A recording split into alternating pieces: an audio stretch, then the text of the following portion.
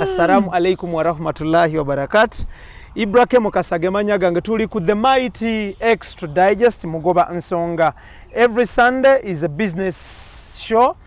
Nga tuba tutunulira ensonga ezikwata ku business, that is business mind. Ibrake mukasa ne Chris Lule Sike tutunulira ensonga ezikwata ku business. Ibrake ne Sike. Chris Lule nkwanirizaako ku show. Nsaba obuze ku balungi abatulaba. It's a beautiful Sunday embeera nzikakamu nnyo. Abalungi abatulaba njagala okubabuuzaako n'okubakulisaayo mu week. Tubaddemuuko n'ennaku enkulu ez'okucelebratinga abakyala mu nsi yonna. International Women's Day. Ekitonde 8th March. Ekitonde ekikyala zezimu ku motivations ze tulina mu bulamu lwaki tuzuukuka saa 9 ogw'ekiro ne tugenda tunoonye. Oba oliawo singa abantu abo tebaabaddewo oba tebaaliwo oluusi kyali kalubyemuuko omuntu lwaki yali badde anoonya. Naye mu bimu ku bitufulumya ekiro amatumbi budde be bantu abo. So twagala okubakulisa n'okubayozaayoza okutuuka ku lunaku lwammwe luno. Mukama yeebale bakolamu mulimu nakuba tukuumira. Thank you. Still olunaku lwayitako naye njagala kulwagaliza abakyala bonna mu ggwanga Uganda, mwenna mu offices ez'enjawulo ku mitendera egy'enjawulo. Blessings. May the Almighty bless the girl child. May the Almighty bless the woman across the whole world. Special greetings to all women across the whole world. I salute you. I greet you. May the Almighty bless you abundantly. Olunaku olwaleero tukomyewo nateera okutunulira ensonga ezikwata ku business mu ggwanga Uganda n'ensi yonna. Tukubaganya ebirowoozo ku bya business, tukubaganya ebirowoozo ku ssente, ennyingiza n'enfulumya n'ensaasanya ya ssente. Tetwatandikawo mukutu guno kulwanyisa muntu. Tetwatandikawo mukutu guno nga tuzze kumenyawo muntu. Twajja okwongererezaako kwebyo bye twasangawo. Nsalutinga media outlets ez'enjawulo, those are TVs, radios and print. Ne ba bloggers ab'enjawulo. Abantu aboogera ku nsonga za business mu ggwanga Uganda tik ku TVs ez'enjawulo. Ngenda bamenya amanya by the way. No problem. Ngenda kutandika n'okumenya omwami Pastani ayina lwayogera ku bya business. Omwami oyo muganda wa Golola Moses ani Pastor Mayambala, Evans Mayambala. Nkutumiddeko nnyo muganda wange, olabikira nnyo ku Spark TV, oyogera ku bulamu bw'ensi n'ebya business. Njagala kutumira ku ogogambye mwamba mitani waliwo n'omwami Muhammad Sekadde ne Haji Sekadde oyogera ku bya business. Naawe nkutumiddeko nnyo Haji Yasini Bakaluba Sekimwanyi oli into real estate /business. Nkutumiddeko nnyo who else? Simon Senkai mwami Simon nkutumiddeko nnyo oyogera ku bya business all throughout. Salute my brother mwami Newton Buteraba. Naawe nkutumiddeko nnyo. Salute my brother Lugonvu. Lugonvu zisho nkwagala nnyo blood ku myaka emito o transformize community ne society. Ntwakikalakata Lugonvu nkwagala nnyo. Who else? Banji nnyo. Muli banji nnyo. Mulabikira ku TVs, mulabikira ku radios, muli online. Lwaki ntandise on this very note? It is because abaami bano bwazimba paka ku madirisa, ne tuzimba paka ku wall plate, ne wabaawo ateeka paka ku kusereka, ne wabaawo asereka. Ye Uganda gye twagala. Nakuwalira nnyo omuntu akeera ku maca n'ojja nga gwozze kukuba bazimba ozze kumenyawo bumenyi. Singa Chris Lule yajja ne motive emenyawo be yasangawo singa tetulabibwa. N'olwaleero singa omwami nga Gaddafi owa Coffee Safaris teyali tutaddemu ssente. Gandhi Hardware Store entinda teyali tutaddemu ssente. Okitegeera kye nkunyonyola. Logical motivators teyali tutaddemu ssente. Okitegeera. Ba sponsors abenjawulo tebali tutaddemu ssente, but because they sat down and saw nti bano bazimba bagattako bongerako, it's a reason as to why Coffee Travel Safaris aja on board n'agamba nti ntaddemu essente. Okitegeera, because alaba nti tugattako tetutoolako. Kakulu nnyako koyogedde. Bw'olaba omuntu ng'awangalidde ku kibanja internet nga takreditinga nti gundi ne gundi andabye n'aweereza omunwe gw'essente, is a joker. Is a mediocre. Okitegeera, is a joker. Case in point, bukeera ku makya ngenda kuwa ekyokulabirako.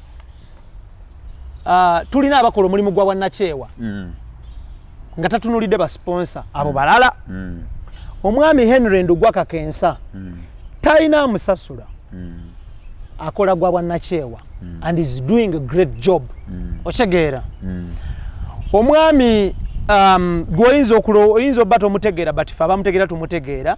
Penge Lucifer Nation, Penge Kabaka Raymond Solfa akeera ku makya n'agamba nti eno beat eri sponsored by so and so. Kitegeeza byakola waliwo ababiri abamu omugaso ne bavujjirira, era tugamba tick blessings Penge. Okitegeera, n'abalala bangi nnyo. So twebaza abantu baganda bange nga tunaakyusa eggwanga Uganda omulembe guno tulina kubeera omuntu omu. Chameleon yagamba opanga bapangulula. Tulwana nnyo okuyimirizaawo shows zino. Newton balwana nnyo, Simon balwana nnyo, bangi balwana nnyo okuyimirizaawo balugonvu. But then you find someone mu comment section ng'alwana lugonvu aveewo. N'osanga oli ng'alwana Chris aveewo. N'osanga ng'oli alwana Bakaluba aveewo. Okitegeera, waliwo omukyala awangalira Bungereza awo yalwana nnyo tuveewo. Ne tumukubya budde. Twakukubya budde nnyabo. Okitegeera, ne tugenda kukubya budde tukusaanyeewo tukuzze ku mabbali. Okitegeera, kulwana ne kamera. Ffe ng'abantu tetulina maanyi, but Katonda alina amaanyi n'obuyinza. Yensonga lwaki tukola ebintu bino. So ntandise on that note because it is tuzimbe eggwanga. Gw'obudde bw'omala mu kusomesa Chris busomeseemu abantu abasoba mu miliyoni 3 5 eziri ku intaneti. Chris y'omusi gwe weetaaga, unless nga gw'ogamba ntageti ye eri Chris, ekyo kirala. Tageti weebeera nti yakukuba Keith Kanaabi, ekyo kirala. Ne gwe olaba nti bakanaabi 10 beetaaga okumanyisibwa ku nkola y'emirimu, somesa bakanaabi 10 b'omanyi ne b'otamanyi. Okitegeera, bw'olaba nti Idris omulimu gwa kamera gukola bubi, noonya n'abalala bagukola obubi, osomese bonna abakola obubi kamera, si Idris ng'omu. Okitegeera, so awo entandikidde. Nkwanirizaako ku show Chris, nsaba obuze ku balungi abatulaba. Abalungi abatulaba nziramu okubabuuzaako n'okubeebaza okwekuumira ku WOLOKOSO Extra Digest, specifically the business mind. Thank you so much. Mutukola nno bulungi. Absolutely. Obutagambika. Asante sana. Allahu akbaru, alhamdulillah. Tekisangika bantu kwesiga obasumba ebbanga lye tubasumbidde. Kubanga Ibula n'omuntu okwesiga omwaka kuba munene. Twebaza Allah. Nawuliriza Sunday eno, nawuliriza edda. Twebaza Allah. So omutonzi munene olw'okutuwa ekirabo eky'obulamu, ekyokutegeera bye tuwa abantu, ate n'obutakoowa kuweereza. Kubanga nga bw'obadde oyogera ku nsonga ezo, oteekawo 2 oli n'ayagala ajjawe 3. Thank you. N'ayongerako n'eryokusatu ly'otabadde nalyo n'ayagala alitwale. Kitegeeza ntaddewo 2 naye n'akameeza k'obadde osanze nnyimiridde. Okajjeewo. So twebaza Katonda nti akyatusobozeseza okubanga paka olwaleero weetuli. Eyatusibako essente nti tetuweze mwaka, odi bwe baba bakuwa 4-1 ddayo bakuwe 0.1. Sibimanyi ebyo ebya odi. Bw'osaayo olukumi awo onkuba. Bw'osaayo omutwalo bakuweena. Ontuma ku mugge wa Kiribatta. Betwakula nabo mujjukira omugga gye twasombanga amazzi emityana bayitanga ewa Kiribatta. Ontume ewa Kiribatta okukima amazzi. odi ezo kibeera kitegeeza nti omuntu wasaayo omutwalo gumu afuneena. Yeyo gye bayita 1 to 4. Ntumiddeko kanyampisa my brother. Sia. Yeah man. Betting by the way mulimu. Naye ffe eddiini temukkiriza. Ewamu temukkiriza naye era tulinayo be bayita ba professional. Waliwo yali avimba ennyo kubanga afunye betting company nga sponsor. Ne mugamba bazze bangi. Bazze bangi. Ffe bano wammanga togenda basanga ku extra digest. Betting company tugenda girangira si mu bubi. Because eddiini nze I subscribe to the Muslim faith. 100 and 200%. Oshagera 1000%. Togenda kusanga bunonga kana akaniga akakwata abakazi nga kerimbika mu kulomba edduwa.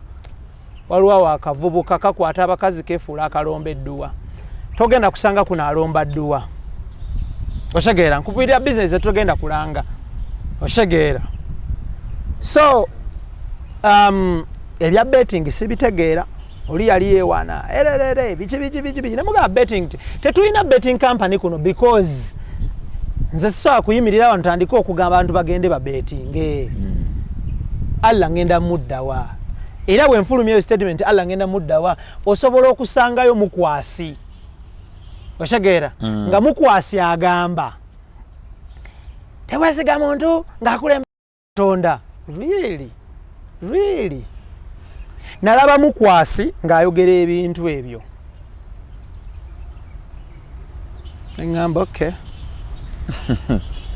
Okay. Banaye tebabajja ku Katonda nkiddamu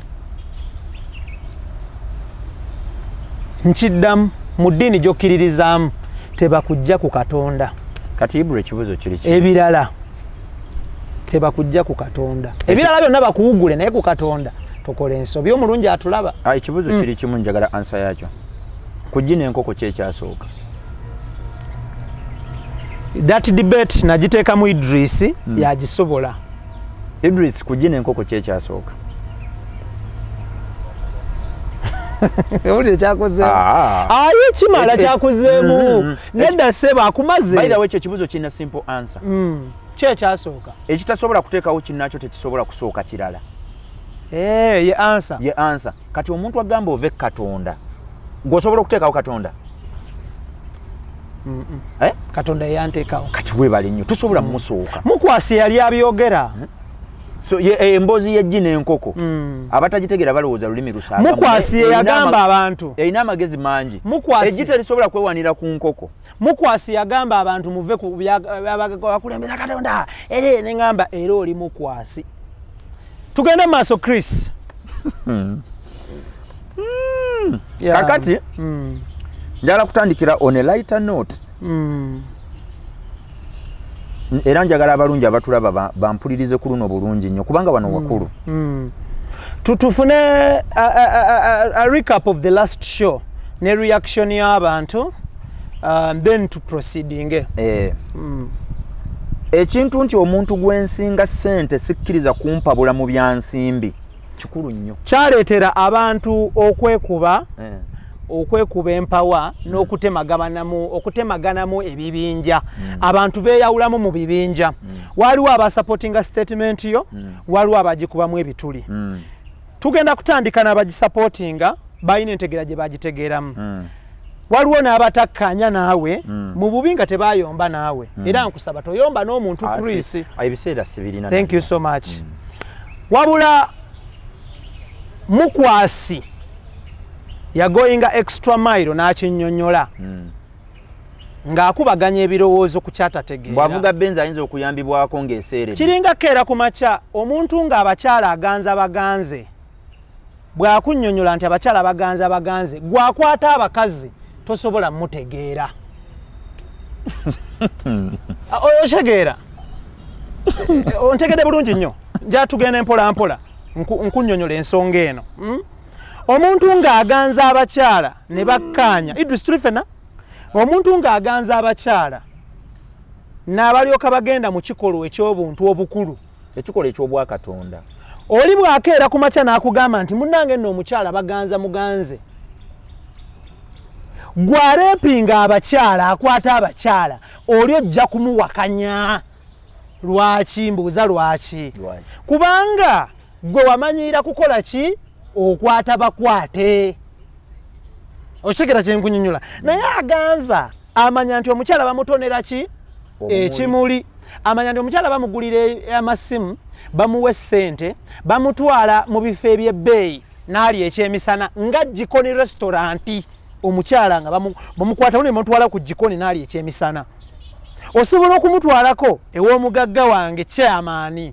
Oyinza n'omutwalako ewa mukwano gwange Mr. Wava Munone n'anyoola ku n'alondayo kapyata.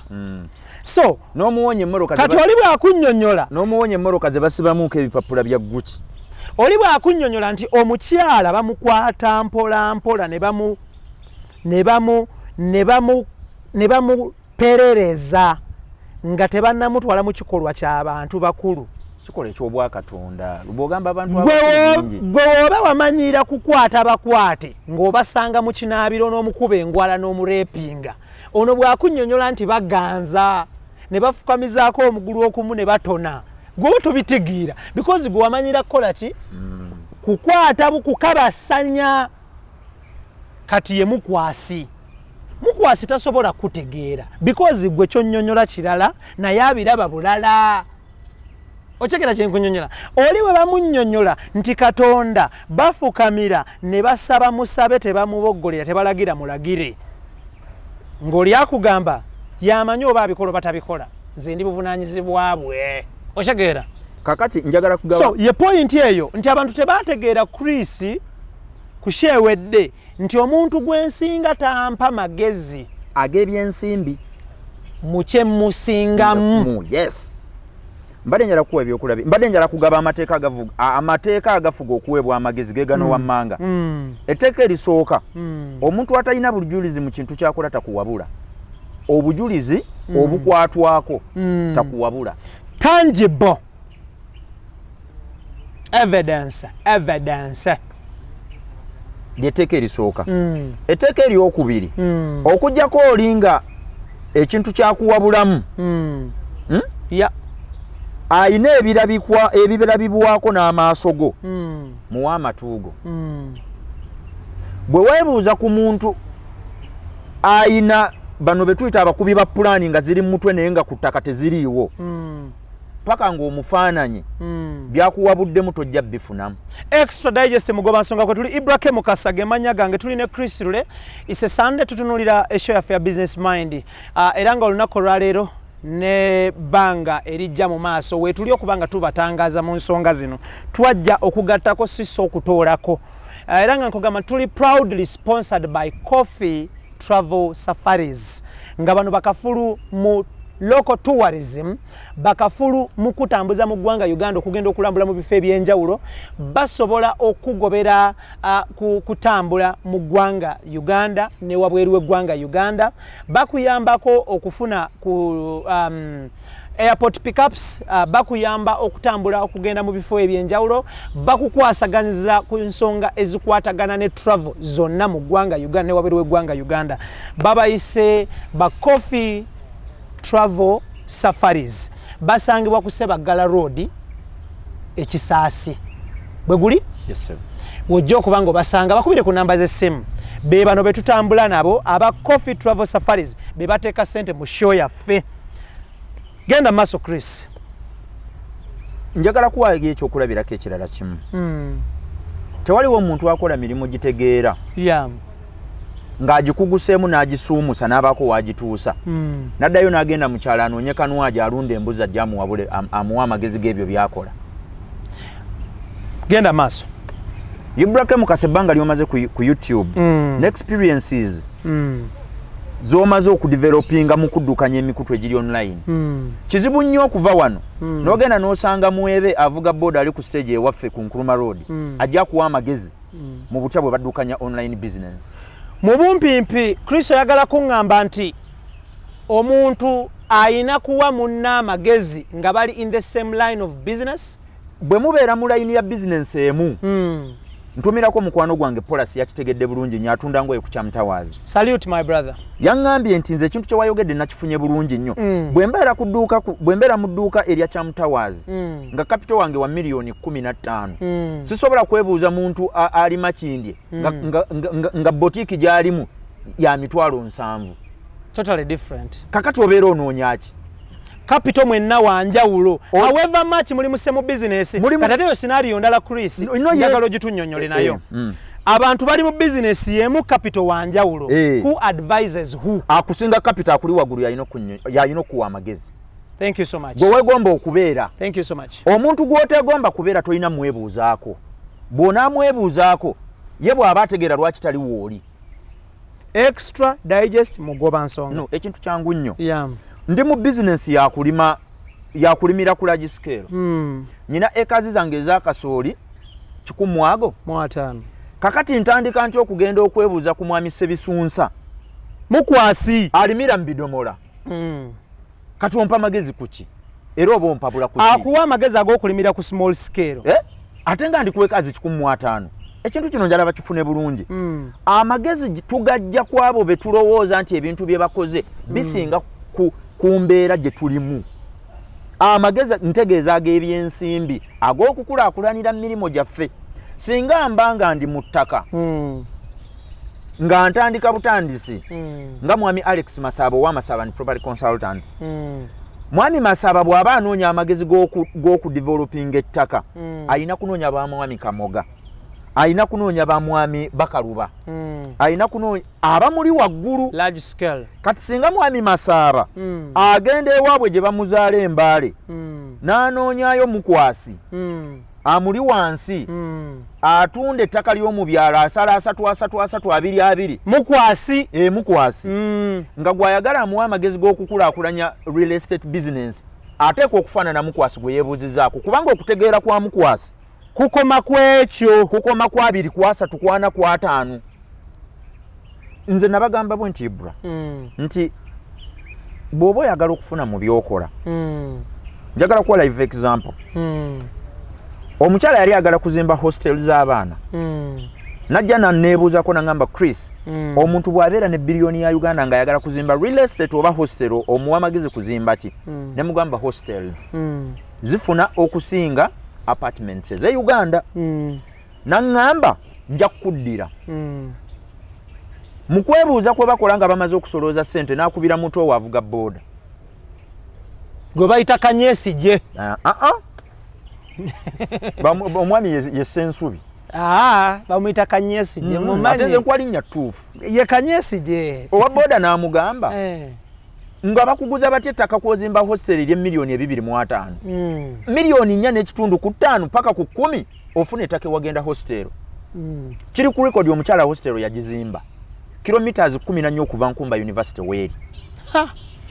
Rooms 709. Ayayayayaya. Kubanga yawuliriza mukwasi. Coffee Travel Safaris batuteekamu essente. Extra digest mugoba nsonga. Business mind. Okufuna tekuli mu kuzimba hostel. Kuli mu approach walinze okuzimba. Kuba nabawa sayini bbiri ezitegeeza nti ekifo kirimu ssente. Ezi bw'olambula ettaka nga lya bbeeyi zimbaawo waliwo ssente. Nga baliseera. Gwe bw'oŋŋamba kubanga nze oli agala ettaka erya layisa noonyeeko. Ewaffe mu kyalo nyinayoko eka ya miliyoni 1. Mu kyalo. Oteeke ennyumba z'abapangisa. Naye okuva ku Kolasi okutuuka ewaffe kilomita 3.7. Gyabateeka investment ekyo. Nati munoonya kyekiri kye nkugambye nti gw'osinga mu by'essente tomukkiriza okuwa amagezi mu mirimu gy'okola lwa nsonga. Bw'onaaba n'omwebuuzaako paka ng'omufaananyi tajja kuweera. Extra digest mugoba nsonga. Tayinza kuweera. Ibula olunaku lw'olikwata n'ogenda ku muntu YouTuber alina abantu 340 naye nga amaze ku YouTube emyaka 12 nga gweyagalako amagezi g'okuzimba YouTube channel nga gwolina emitwalo 2 ojja ababo balina kumala kugwako ne bamufaanana n'alyoka akwesonyiwa. Omanyi lwaki? It is a principle. abakulembeze b'oganga abakulembeze b'amawanga bwe babeera balonda abawabuzi baabwe banoonya abantu abafunye obukugu mu ebyo bye baagala obbawa bulamu. President Museveni ku kakiiko ke ak'economy abantu bayinawo bayina obujulizi mu ebyo bye bamuwa bulamu. By the way, just of recent wano eggwanga Uganda n'amawulire okutwaliza awamu twafiiriddwa omuwabuzi w'omukulembeze ku nsonga z'amawulire, a celebrated senior decorated seasoned journalist Mwami Nagenda. Mwami Nagenda. RIP. Banga kiri amaze mawulire. Ha baba dene ne byakolako birabika. Okay, lwaki muzeyi teyalonda gwe? Sina bumanyirivu. Sina bumanyirivu.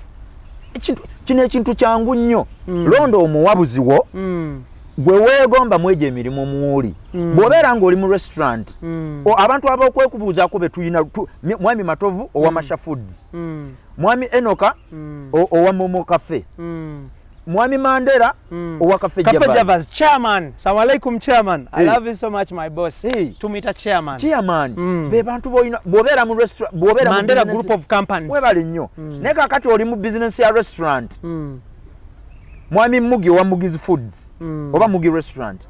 Kati ate ng'olyoka osereba ng'okkirira wansi olw'okubanga buli muntu gw'osanze alina okuwabula owa boda ng'alyoka akusitamako akukajjalako mbu mutamumanyi kye mukola. Please omuntu gw'oli waggulu kati buli muntu mu kiti kyalina gw'awabula. Njagala kuddamu bajjukiza sijja basonyiwa njja bakuba owa boda wa kigaali wa boda kagaali n'abakuli wansi ne ba boda banno bwe mwenkanankana. Actually ekintu kino njagala kukinnyonnyola bwenti Chris, abantu batutegeere bulungi. Okwadvisinga kwe twayogerako kwe kuno kwa byanfuna nti nze olwaleero luno amagezi mu bya media ngajja ku mwami owana cause of the experience he has. Ebya media nsobola okugenda okwebuuza ku mwami Kini Kaliisa, CEO Next Media.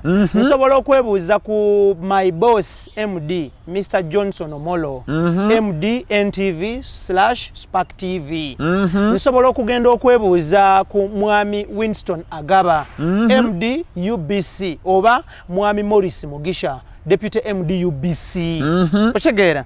Nsobola okugenda okwebuuza ku mwami Don Wanyama, CEO Vision Group.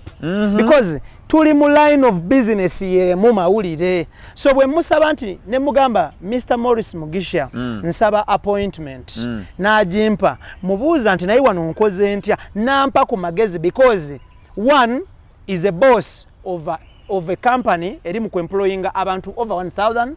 Two, experience over 20 years in the business. Ochegeera credibility n'ebintu ebigwa mu koweryo. Omanyi lwaki companies zibeera ne board of directors? Zinoonya abantu abalina obujulizi mu bye bakoledda ziwabule abaana be balonze ku management nga batambuza emirimu. Kyekigendererwa kyokka. Simple logic. So ye mwami Mukwasi kye yakoze kwe kugamba ebintu ate nabikwata nabireeta kifuula nnenge. Bulira argument. Mbwavuga Benz. Mbu bwaba givuga neeserera mbu abantu abala ne bajja ne bamusindikako babeera ngetubidde nevaawo babeera agamagezi ga byanfuna. Mukwasi come on. Anyway ndaba mpulira ndi mukwekkakkanya okubanga muwadde platform yange. Ani Mukwasi saagala nnyimukireko. Idris nade njogana ne Idris kubanga Ibra nze omu ku advisor bange Idris nangamba nti njagala mujjukiza nze sirya ku 5 ku 10 zaaguza baana bali Bulaaya. Mukwasi ate sirina na kirowoozo ki investinga mu 5 ku 10 nze sale nziguza abaana ba Kadama kubanze sigenda participatinga mu kuzimba siraamu siriyo ebirowoozo byange awusuwe biri ndi munene okusinga awo. Oli ku Mukwasi omanya kimulwanya ne video zange alowooza mujjako bakadaama nabamulekera Mukwasi kuba ne ku gurupu yange nawandikako ne ngamba tebajoyininga. So my brother Mukwasi, wherever you're watching from, tukwagala nnyo. Anyway mulayini y'emirimu gy'okola abakuba pevo oluba be bakusobola mu line ya buli line ya Loza lwache ayogera agira bwana. Omuya yamukuba peva. Yali agenze okubega ng'abega yali abega. Omuntu akyabera excited olw'ekifi enkoko ekya KFC toyina ky'oŋŋamba. Bagiyita Kentucky Fried Chicken. Ng'olya ekifi kimu ne kikuwa essanyu? N'okola ne ka video. N'okola ne video? Nedda. Naye abayizi abo nali luli mbogerako. Abayizi abo tubeetaaga. Balabe content waffe basobole omwongerayo. Sagamba nti abantu Ibrahim content waffe bamulabira mu bisenge ne beggalira. Batandise ovaayo omu ku omu. Kubanga eyo kiripu gye yasazeemu eri wakati. Mukwasi. Kati kiba kitegeeza video yonna yagirabye. Naye mu kifo ky'okugyamu obulungi. Kubanga video ya ssaawa nnamba n'eddakiika 6. Kiripu ye ya sekonda 3. Gwe video namba nonoonyamu obubi bwayo.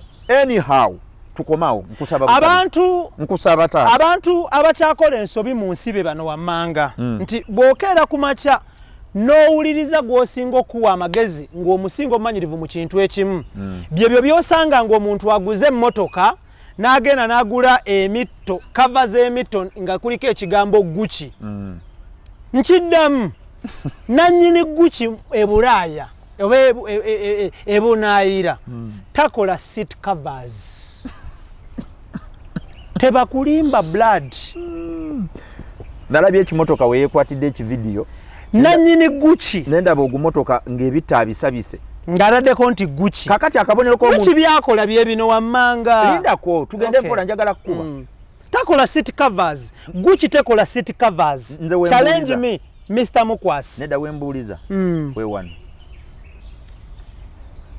omuntu asabika emitto gy'emmotoka kabonero akalaga nti oli mujama munda n'ekungulu naawe ate nze gye nvuga olinawo ogisabikira ebyo ebisabika bigenda waliwo nti waliwo emmotoka ze batasabika kati omuntu asabike emwero omuntu asabike Benz omuntu asabike Range Rover akabonero akalaga nti era basabike ezo akabonero akalaga nti Benz z'abagundi z'abamufuna mpola akabonero akalaga nti okya struggle nga tonneka kasa kyoli kusabika mitto gya mmotoka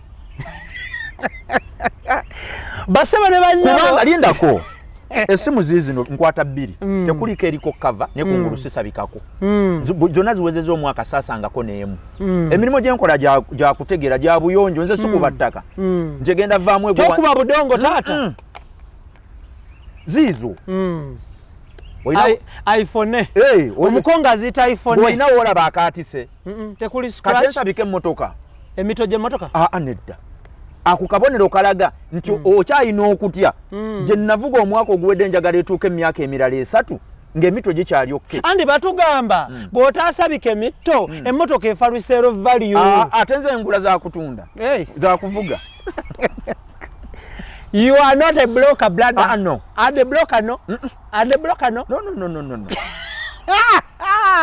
business mind exodus mugaba nsonga coffee travel safaris bateekamu essente basanga bakuseba road one ekisasi nga bakugamba nti when it comes to inbound tourism kwatagana nabo buli kimu kitambule bulungi nnyo muna Uganda wangali emitala amayanja ng'oyagala kugenda kulambula ebifo ebyenjawulo book with coffee travel safaris muna Uganda ali mu Uganda ng'oyagala ogendako Mabira ogendako River Nile oyagenda ku Sipi Falls oyagala genda mu national parks ezenjawulo Coffee Travel Safaris bagenda kubukingira bulungi nnyo oyagala kutwala omwagalwawo oyagala kutwala family yo oyagala kugenda nga company oba organization mu booking ne Coffee Travel Safaris abagala retreats nga za company mutwala abakozi bamaleyo weekend namba nga muteseza company ogenda maaso Coffee Travel Safaris is the answer to yokusabika emitto sijja givuga oganye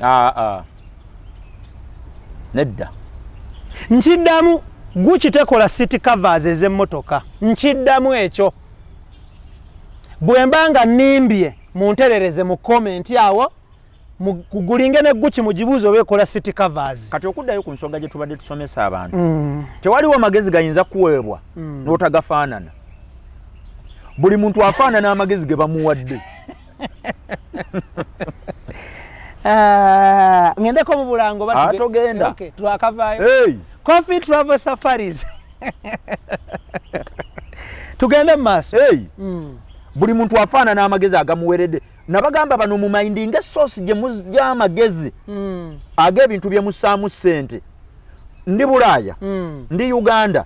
Buli muntu yenna gwe weebuuzaako. N'akubulira ekintu ekyokussaamu ssente. Olina okifaanana. N'omufaanana agakuwadde. Omuzungu agamba the apple does not what Idris. It doesn't fall far away from the tree. Apple tegwa wala nnyo kati gwe wajja amagezi. Paka nge yakuwadde amagezi owa boda olina capital wa milioni 3. Nyina emitwalo gya paundi 10. Kakati nkwebuuzaako nti ompa amagezi gaki kyenteeka mu ssente nga gye njagala okulaga mu real estate eriyo bamwami Umaru aba UK Mall. Haji Umaru Katongole, salute my brother. Love you so much. Njagala kuzimba Mall. Mu kifo ky'okunoonya abakaluba. Ampisizeemu butya ye bwe yazimba eyiye. Ate nga noonya owa boda akongojja abakongojja abasaabaze. Balowooza mbakuba ne mbasa mu position we balina kubeera.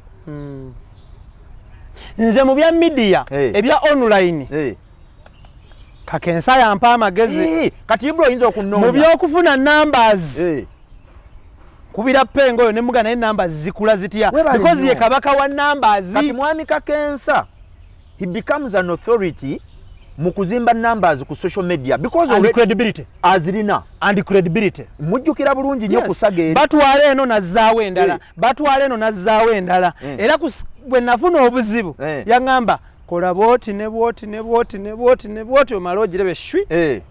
Kati lwaki teweebuuza Katongole atalina Facebook account oba mukwasi lwaki gwe weebuuzaako nomuga waayi numbers ziganye tukole tutya mukwasi gukiina obukugu bwo bw'oba tolina ky'okuguseemu tokkirizibwa kuwabula.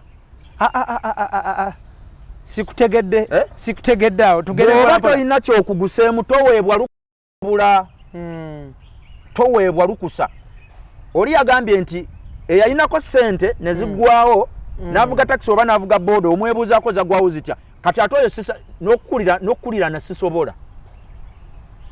Tebayigira kwalemereddwa bayigira kwafunye kyekibabeeza obubi kibavugisa emmotoka eziriko emito guki naye ng'oyo ate emmotoka gy'ovuga ya musajja mu Japan totabika bintu bakwatagana batya n'Omumerika batya ofunye yibula kanti guki mu Amerika sibamanyi muleme kwonoona brandi z'abannammwe ze guki mulaba mu mmotoka ya mukwano gwange mukwasi.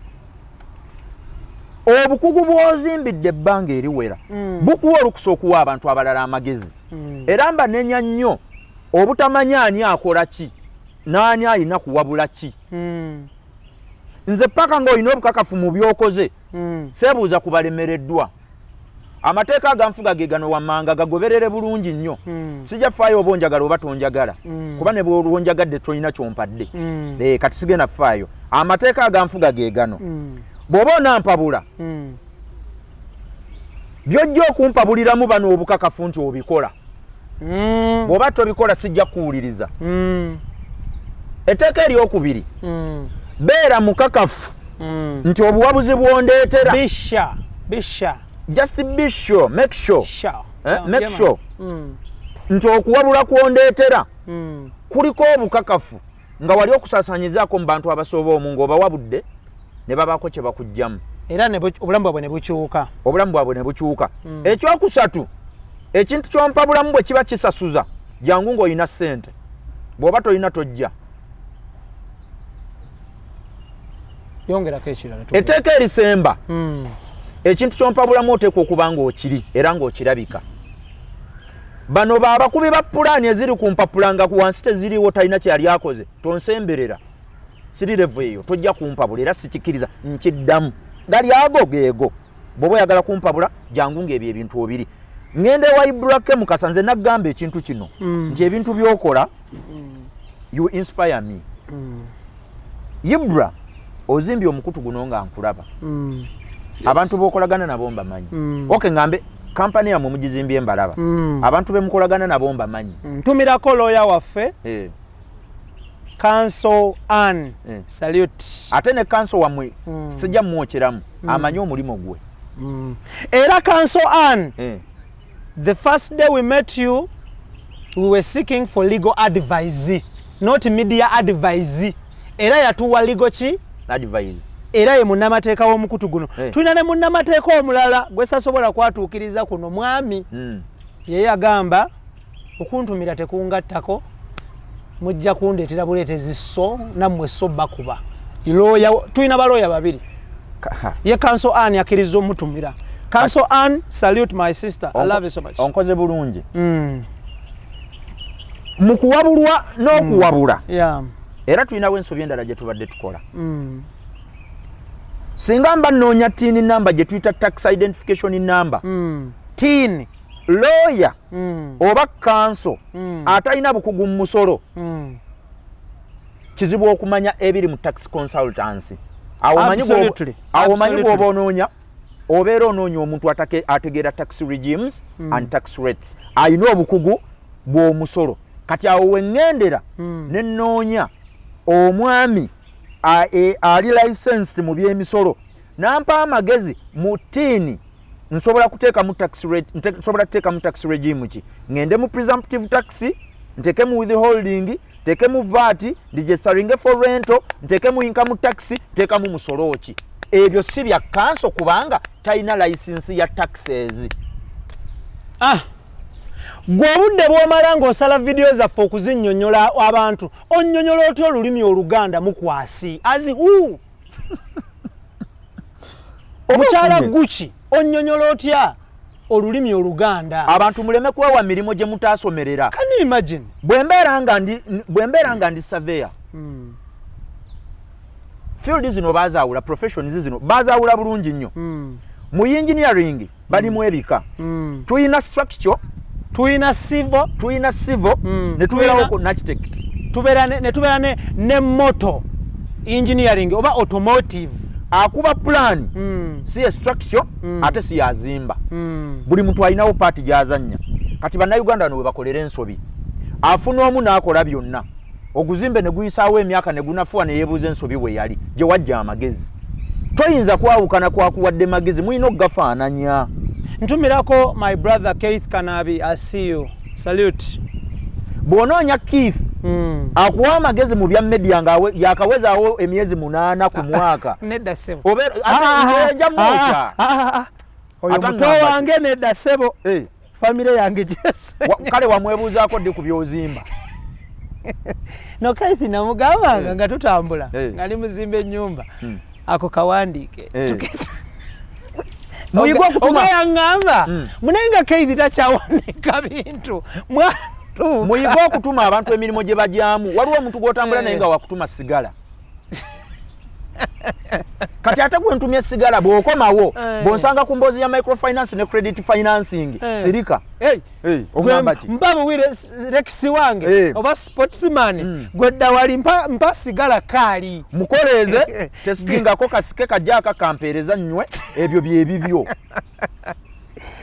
agamba atya Hamani abantu bonna be batutteko ebintu abantu bonna be batutteko ebintu nga abadde yagenda buli muntu yena gw'osanga mu banka ng'awoza banka yantwalako ebyange mubuuze ebintu ebi ani yakuwa amagezi ogenda ofuna ebbanja kwata wano kuliko maama mikwano gye babooda n'abantu awo abaliraanyeewo ne munne ne banne be yagenda ng'alondoba ku street n'aleeta bakolere wamu beyeebuuzaako n'agenda n'afuna ebbanja lyaki lya banka kati bwe batutte ebibye bwanoonya abakugu sente zabulira wa obuzibu bwavaawa mu kutwala ebibye watandikira okunoonya abalina obukugu obw'enjawulo kanyambako otya kati wano bwe mba njala kwetaasa ebyange bireme ggenda ng'atandika okuwamu kuba kuwammanta n'awammanta wano nawali omanyi lwaki gye yalifuna amagezi gy'asembedde gye yali gajje kikola bwe kiti munyambe buyambi bakadde abanzaala mbawe ekitiibwa naye bwe babeera tebalina bukugu mu byenkola si beebuuzaako okay katukinafuye bwe tuti in simple terms tuli ku extra digest mugoba nsonga tukola ne coffee travel safaris Sebagala road Kisasi batekamu sente ayagala okutambuza company yo within Uganda abakozi oba family oba muntu sekinnom coffee travel safaris be bakola ku kino weewala okuferebwa weewala okunyagibwa coffee travel safaris bagenda okwasaganya ensonga eno bakubire namba y'essimu buli kimu kitandiki mutambulirawo mwanyina ngo mulungi ali Saudi Arabia, ali Dubai, ali Qatar, Bahrain ne Turkey ngokuba kyeyo. Bw'oba oyagala kugenda Europe ng'osala okuva mu kyombo kya Buwarabu. Omuntu alina okuwa amagezi alina kuba Europe. Omuntu alina okuwa amagezi ateekwa okuba nga ali mu status ey'okuba nti yafuna empapula. Webale nnyo. Oba nga akolera Europe ligale. Nkiddamu. Nze Ibrahim Mukasa. Mukyala Mukasa muwe ekitiibwa. Njagala kubuuza kibuuzo kiddireko mu mpewo. Oyinza ogenda akuwa amagezi g'ebyamawulire? No, totya kwogera. Tasobola wadde n'eddakiika n'emu. Okuggyako ng'oyagala mmulumya mutima. Ekinene ennyo ky'amanyi. Kuteekako TV, kugijjako, kuteekako radio, kugijjako, kuwulira mawulire na kutegera bye boogedde. Ne bwakuba kusasula ssente za DSTV, amanyi okuyita omuzzukulu ali okumpi, namuga nyambaako wano. Kati ate odidde bamuyita Shafiki. Kati ate odidde muzzukulu akola ebyo. Mami nsabiraako noonya numbers ku YouTube. Bwe kiba kisoboka, nyambaako tuziweze. Omukadde talina ku WhatsApp maama wange. Tali ku WhatsApp. Ali kuno. Nkiddamu saagala nakuwaayiriza ali kuno. Kubanga twakizula nti bw'anaabeera ku WhatsApp okwo. Bano abantu abakadde bazita WhatsApp. Bano abavubuka abejjakirizi bamukwasi. Kwe bayinza okuyita. Ne bamukalakata. Ne bamukwakulako ekyajjulayina. Naye noda yo idea tugivuze guse. Yes, mbadde nkyagamba baganda bange nti if you want to cross, mwami Kakensa twali twogera naye mu show yaffe esembi eyo nannyonnyola nti abaana abali mu Buwarabu awo abalina ekirooto abalina abaagala si buli omu ng'oyagala crossinga to Europe. Noonya abantu abali mu Europe abatuufu bakuwe advice about crossing to Europe or America. Kati kitegeeza kino. Omuntu akusinga oyagala genda Europe kitegeeza aliyo already akusinga bw'oba oli Buwarabu. Yes. Bw'olina okwebuuzaako. Yes. Bw'ova e Buwarabu ate ne weebuuza ku nze alemedde e Uganda nga nawe wakyannemye okuva. Oteekwa okujja n'onfaanana. Kubanga the apple does not follow far from Keith Kanabi. From the tree. Yeah. Oteekwa okufaanana oyo agakuwadde. Era nze nkubiri buli muntu yenna ali mu business owe miliyoni 10 noonya ali mu business e miliyoni 4 akuwabule. Owe miliyoni 4 noonya alina 10 akuwabule. Owe business ya miliyoni 10 bw'oneebuuza kuwa boda nga capital wa mitwalo 3 ojja ggwa. Nkiddamu alina capital wa miliyoni 5. Bw'oweebuuza kuwa boda nga avuga epiki alina ekipiki yakigula miliyoni 1 n'emitwalo 3. Senke. Kitandise n'okukola omukka omubi. Gutandise otutawaanya. N'ogenda omuggyeko amagezi oteekwa okuddayo n'omufaanana mwenna ne mwefaanana ky'ova olaba be waggyako amagezi n'ogenda mu banka ne batwala ebibyo kati obafaanana kubanga amagezi ge baakuwa gajja mu bye balina tosobola Ibra gaba kyota ekintu ekyo simanyi bwetu oba ensibwe bw'oba n'aba tebategedde topiki ya leero Chris tujja kugiddamu kubanga Mwami Gaddafi owa Coffee Travel Safaris ateekamu ssente tubunyise enjiri eno si mu bubi.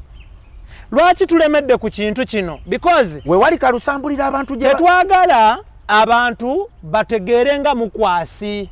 Okitegeera twagala abantu bategeere ebintu bulala bino. Topic bwe twali twogera ekintu kino tekwali kunafuya. It was advising. Actually twali tuplacinga abantu twali tubagabira emirimu buli muntu walina okubeera. Yes. Nalabya mukyala Magigozi nga bamukyaziza ku TVM. N'agamba tayala buliri. N'agamba ensonga emugaana okwala obuliri alina omuntu gw'asasula abwale. Kati definition y'obutategeera kwe kulowooza nti omuntu gwe basasula okwala obuliri bwa mukyala Magigozi bamuyisaamu amaaso.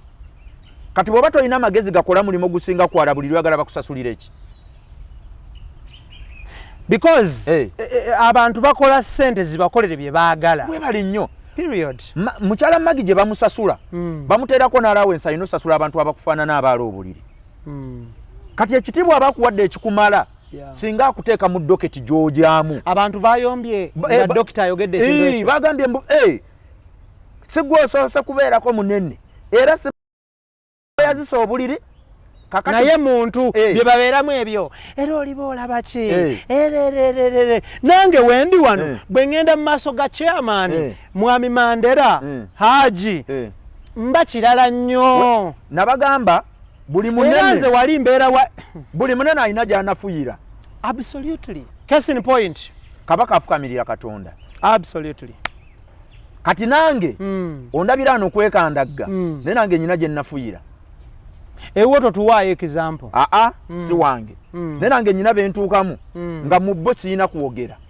Bwe kibeera nga nyina linda ntegule sowaani oli mufatire mu lukuubo gambo waaye kiki nyamba buli muntu nalingezaako okupulesinga buli muntu w'osobola asala 5 ku 10 nga gwe mulimu funza abajja mweyo ebbeeyi n'asala square miles naye alina gyagwa naye alina baafunza omuntu ategeka estate eteredde obulungi ng'ali mu kutereeza engeri y'abantu gye babeeramu mu bibanja byabwe oyo ate ayina era kategore y'abantu banoonya. Ekyokulabirako kati olaba omwami nga Haji Yasini Bakaluba bw'asanga aba Damak Construction ene company eri world over. Thank you.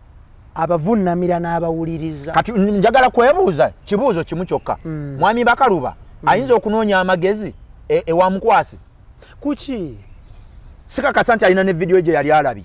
Omanyi mwami Bakaluba abantu baalaba nze lumu namusanga twalina wetulaga ng'abikudde video ng'alina omwami gwawuliriza owa Tenex owa real estate mumanyi kati eyo ye category nti omwami kati gwalina okuwuliriza yali ku level eddako amusingako era tulina omukolo gwe twaliko nga kuliko n'agiwumalu owa UK Mall era Katongole emboozi yaabwe yali mu real estate baamalawo eddakiika ngaago nga bali banyumya byo byokka kubanga level bali mwetya mwemu omu asingako munne oba omulala tasinga munne bwe batyo oba benkana kati ebyo babigatta abo balina okufunako amagezi kati bwaviirayo eyo najja n'anoonya omuvubuka asala ettaka Godi Kid ebyo biba byonoonese kubanga kiba kitegeeza avudde ku level ey'owaggulu n'addawa wansi ate kyekisikkiriziganya nakyo bw'oba ow'amagezi olina okunoonya abantu abakuli waggulu abafunye mu ebyo gwe byoluubirira okutuukako.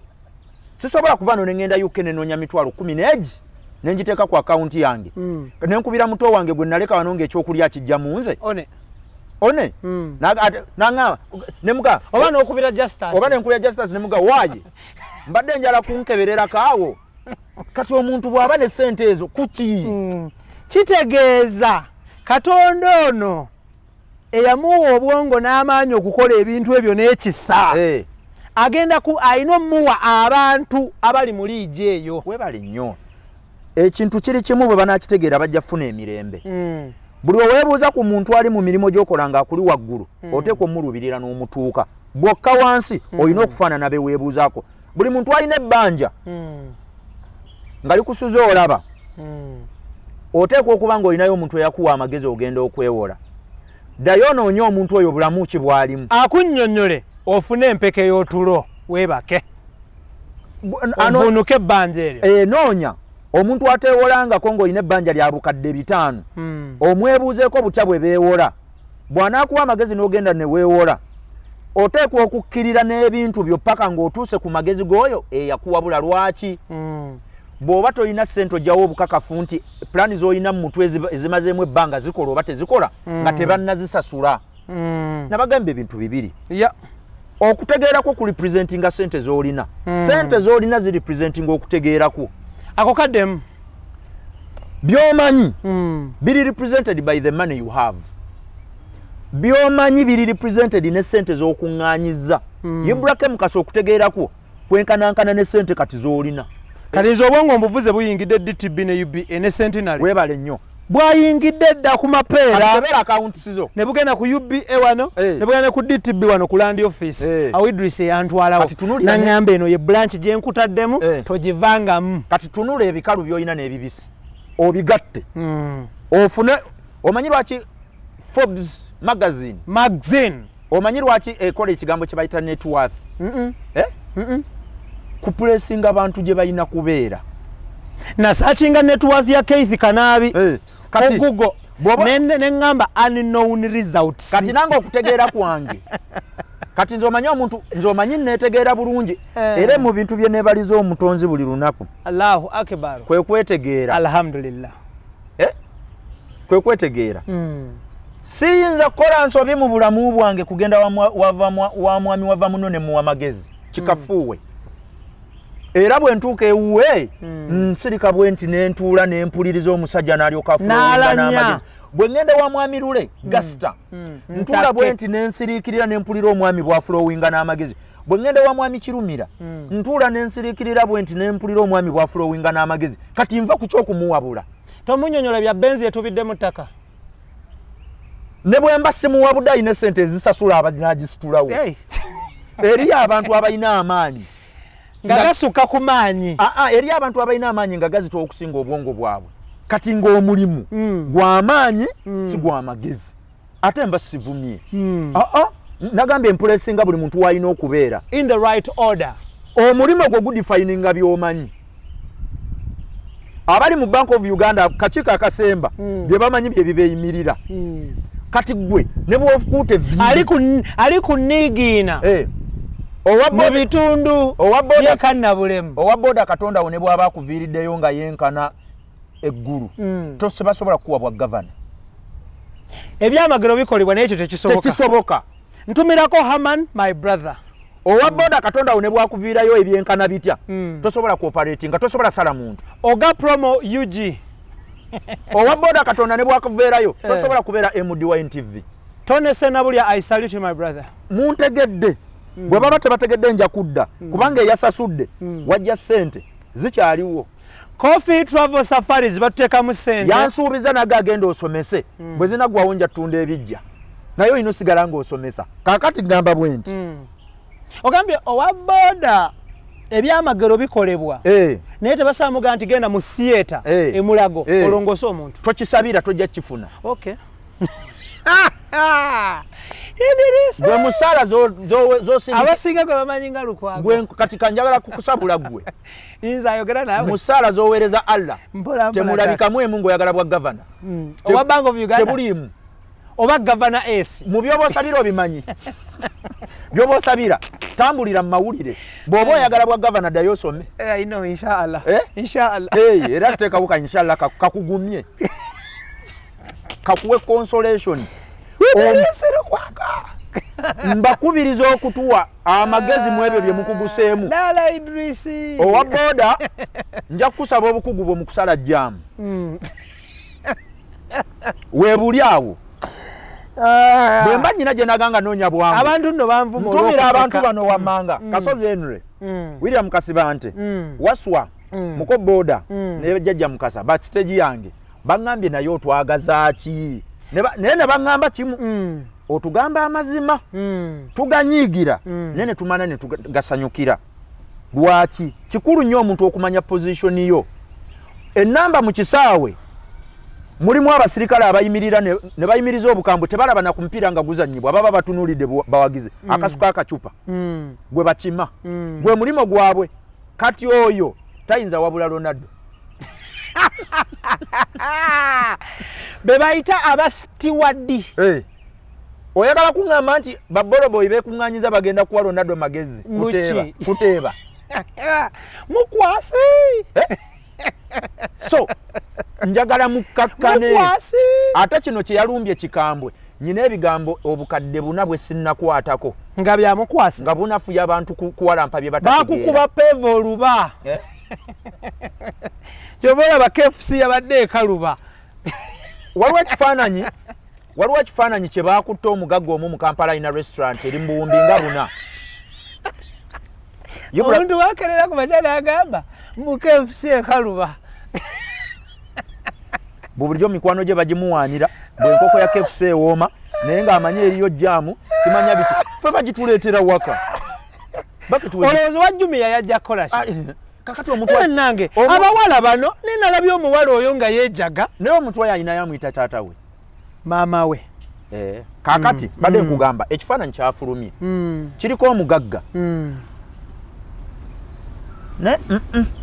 kiyinza kulabika kitya ekifaananyi ekyo kisobola kutunda kitya ng'omwami Mandela owa Cafe Javas bosi wange nga bamukutte ebifaananyi ng'agenze wa mama Namu mu Kiwuunya alina restaurant eyina esseffuliya 2 akimyeyo magezi banaboza esowani namana agikuba kuno bwateekale gw'omanya ekifaananyi ekyo kye kiyinza okufaanana kinene nnyo kakati omukyalo oli atalina kapito wa miliyoni eya Uganda ayinza ate okuwa omusajja amagezi owa bilizo aga ssente ayinza ate okuwa Mwami Mandela amagezi age bizinensi ya biliyoni 10 ng'omukyalo yagera sibe babagamba mbu bwoleka ekijiiko mu nva zigaga kijjeemu tekisula extra digest ngobasoga business mind Idris Lukwamba njagala kutumira ku bantu mwenna ng'olina ebbanja lya banka nga likutudde mu bulago naye ng'olowooza bakuloga owaaye mbadde nsaba nkute tetugenda kubanga tusuka olunaku olwaleero show y'olwaleero tukoze sheno basically okureviewing the last show because we believe omutwe gugenda kubeera nti ani mu byokola ani ateekwa okuba omuwabuzi wo kwe mutwe gwaffe lwaki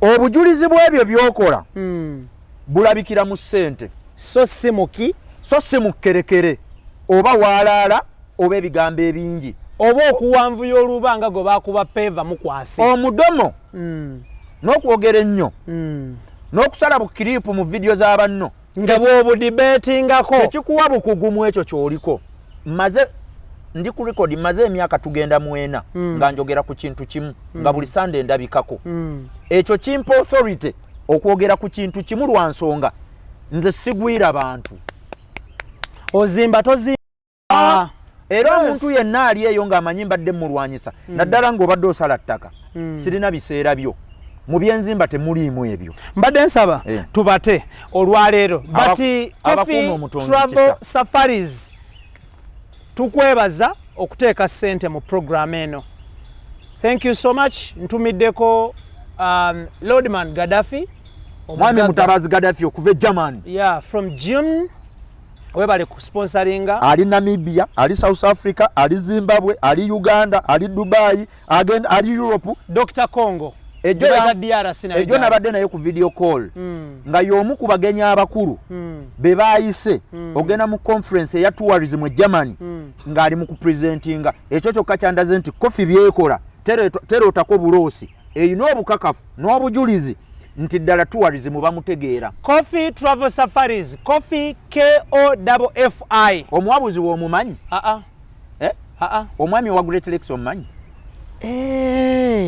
my brother Amos Wekesa kati alina omwebuuzaako kubanga oli gy'ali ono gy'akola ki salute my brother Amos Wekesa wategera kye bayita tourism abasinga muyita tourism naye kiri tourism kakati omuntu bw'ava ku bino byenjogera nadda ku by'omutembeeyi oteekwa okufaanana omutembeeyi nadda ku mutembeeyi w'ettaka alitaalira mu Bukebe mbufe ba property master kuki bamukuba peva baali bamwasiza ate mwenzi sinyumya nammwe ligi zange ozimanyi mbukefu siekaluba haji ne abi omwana wange omuto ow'amannyo miliki teeth taga nti kefu siekaluba gwe wakijjeewa extra digest mugoba nsonga n'okulya obuli ekifi ky'abanne n'akyogerera kigisuula kuba byaddaali anadde nabati n'okumuwomera tebimuwomera tutumirako abantu abasabika emito gy'emmotoka emmoroka ovuga Toyota naye omutto gwa Gucci extra digest mugoba nsonga assalamu alaikum wa rahmatullahi wa barakatuh mubeere bulungi mweraba love you all